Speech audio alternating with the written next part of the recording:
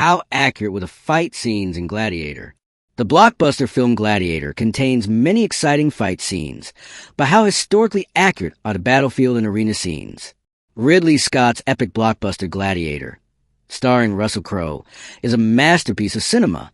It has engaging characters, excellent cinematography, and an epic musical score that rightly deserves a place in the history of the silver screen. However, the principal attraction of the film are the riveting fight scenes against barbarian hordes and gladiatorial matches in the Colosseum. But how accurate are these scenes? Are they true to the actual history? Or are they more spectacle than substance? The opening scene of Gladiator, set at the end of the reign of Marcus Aurelius, is the pitched battle of Vindobona. It pits the Roman legions commanded by General Maximus against a horde of Germanic barbarians. Historically, Vindobona was a Roman military encampment in what is currently Vienna. There was no historic battle at this location, but the overall conflict did take place during the Marcomannic Wars, which pitted the Romans against a confederation of Germanic and Sarmatian tribes between 166 and 180 CE.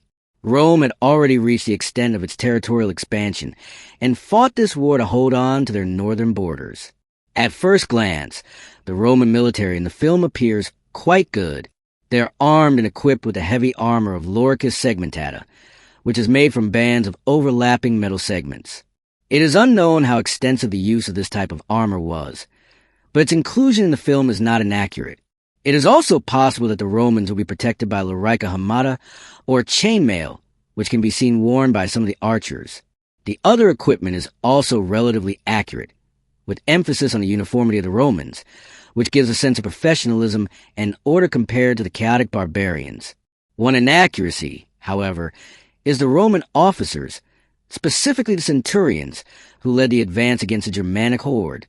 Like all officers in the film, their helmets have crests to distinguish them from the lower ranks. However, a centurion's crest was traversed rather than front to back, as was the case with higher-level officers. The German horde. It's much harder to accurately assess the appearance of the German army, since primary sources are scarce.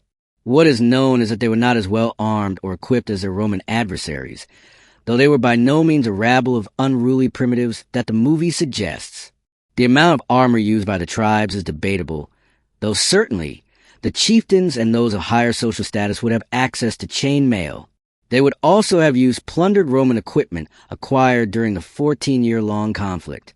It is also reasonable to assume that the Germanic tribesmen would have used large oblong shields and spears, fighting in shield wall formations that bristled with spear points. They would not have had the discipline or uniformity of their Roman adversaries, but they would hardly have been the horde depicted in the film. Some of the Germans also wear horned helmets, which are not historical at all, and have their origins in 19th century operas. This was probably a deliberate storytelling element by the filmmakers. Having the barbarians using captured Roman gear would have made telling the two sides apart that much more difficult for the viewer. More importantly, the differences in equipment, tactics, and organization play up the civilized versus savage trope common in media. Preparations for battle. The film begins with General Maximus noticing a bird perched on a dead branch, which has a surprising historical parallel.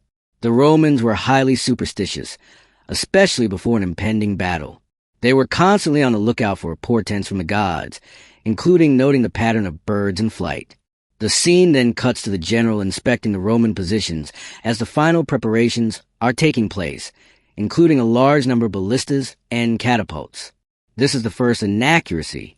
The Romans did make extensive use of siege artillery, which was a vital part of their military arsenal. They were used to capture cities and fortresses, and could be wielded with devastating effect. However, they were very cumbersome and could take hours to set up, and aiming and adjusting the range was a laborious task. This was fine against large, stationary targets like a city's walls or towers, but useless against mobile formations of troops in the field, who would simply move out of the way if bracketed by a siege engine.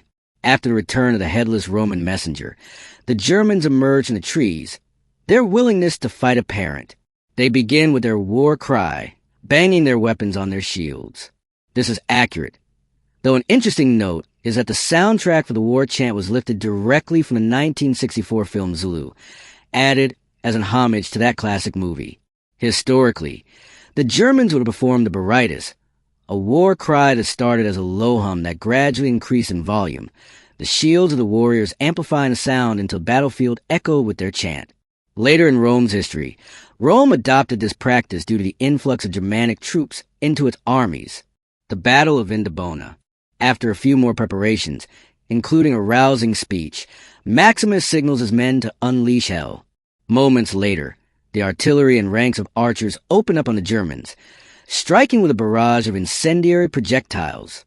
This is not something that would have been done for a number of reasons. Fire arrows and other projectiles would not have been used historically, at least not in this context. If used at all, they would have been utilized to set buildings on fire during a siege, but a normal unlit arrow would have been more effective against troops in the field. They were probably added for a combination of the visual spectacle and because they resembled tracer rounds in modern firearms, which makes seeing them on film easier. The Romans in the film also placed much more emphasis on archers than they would have done historically. Archers were used by the Romans, but those men would be auxiliaries, non-citizen soldiers who fought for Rome, and would have been much fewer in number. They would also have used slingers, which are absent from the film. They would have been used in a skirmisher role, advancing ahead of the main body of troops to break up the enemy formation. The opening battle. Infantry versus cavalry. With the Germans in fiery disarray, the order to advance is given while Maximus leads his cavalry on a flanking charge. The first issue with this is the cavalry. Like the archers, the cavalry was primarily made up of auxiliaries. In this case, made up of German or Gallic troops. They would be posted on the flanks of the army and were used for scouting and to threaten the enemy flanks. They made up a small number of Rome's total strength. Furthermore, historically, the Germans had a cavalry advantage over the Romans, though, in the film, they don't have a single horseman. Another inaccuracy is the use of stirrups, which had not been invented yet, though this is an understandable anachronism given the safety concerns of riding a horse without stirrups. The Roman infantry then began their advance. This is the key to Rome's success, a steady push by heavy infantry in disciplined formations. They move in strict lines overseen by their centurions who lead from the front. The only nitpick with their formation is that they should be advancing in formations 3 ranks deep, not 2. They are then shot at by German archers and adopt the famous testudo, or tortoise formation, with the front ranks closing their shields and the rear ranks holding theirs above their heads to form a roof. The Romans did adopt this formation, though it was almost exclusively used when assaulting enemy fortifications. In an open field battle, the testudo limits mobility and vision, leaving infantry vulnerable in close-quarter fighting. If attacked by enemy archers at this range, they would maintain their line formations and simply raise their shields as they close the distance. The opening battle, discipline versus frenzy. At this point, the Germans, worked up into a battle frenzy, charge into the Romans in a disorganized mass. The Romans receive a charge, and almost immediately after both armies meet, the entire scene descends into a swirling melee without any order. We are soon joined by Maximus and his cavalry, who only add to the confusion. In reality, the Romans were as successful as they were by maintaining strict discipline and keeping in formation during even the most brutal and chaotic battles. It was this disciplined approach to warfare that allowed the Romans to dominate even when outnumbered or otherwise outmatched. Likewise, the Germans would have been in formation, and while they would not have been as disciplined as the Romans, they would have formed a shield wall with bristling spear points. Staying in line was vital to survival on a battlefield, and rushing in a disorganized mass was tantamount to a death sentence. They may even have waited in place and allowed the Romans to come to them, which would maintain their lines, but would be much less spectacular to watch on film. The Romans also displayed some Hollywood tactics, not throwing their pilum. These were specially designed javelins with a long iron shaft and a heavy wooden handle. Each legionary would have 2, throwing them as they closed the distance with the enemy. The narrow iron shaft would puncture shields and armor, and the weight of the wooden handle would cause the metal to bend, causing it to become stuck in the enemy's shield. Because of the bent shaft, it could not be removed, forcing the warrior to choose between fighting with an unwieldy pilum in their shield, weighing it down, or discarding the shield altogether. In the film, the legionaries do not throw their pilum.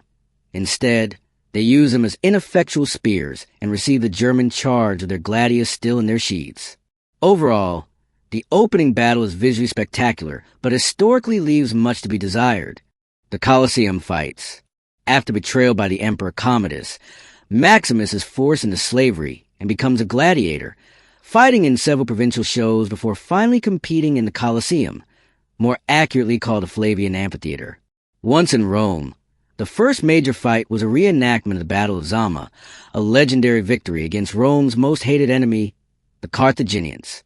This is actually historically true. The Colosseum would commonly host reenactments of Rome's past battles and mythological battles in the same way that people today will watch a historical epic. On several occasions, the Colosseum was flooded and a mock naval battle, a naumachia, took place. In the next fight, Maximus is pitted against a retired gladiator in a one-on-one match, which ends with Maximus sparing his opponent's life. This is also accurate. Contrary to popular belief, most gladiatorial matches did not end in the death of one of the combatants. More often than not, mercy was shown, and the gladiator would live to fight another day. Training someone to be a gladiator was a time-consuming and expensive process, and it was economically unfeasible to lose a trained fighter at the end of each match. Over their careers, fighters would rack up win and loss records, which the citizens of Rome would analyze and compare. Each gladiator had their own supporters and fans, no different from modern boxers or MMA fighters. During that fight, Maximus is ambushed by tigers, which leap out from trapdoors hidden in the Colosseum sand. This is also historically accurate. The wooden floor of the Colosseum did have trapdoors, and the underbelly of the amphitheater had a maze of corridors leading to lifts and ramps. These can be used for dramatic effect, with doors opening to reveal wild animals, other gladiators, props, or whatever else the editor of the games thought would be appreciated by the audience. What was lacking from the film's gladiatorial matches were the diverse types of gladiators the Romans utilized. Rather than generic warriors, there were different gladiatorial types, each with their own weapons and fighting style.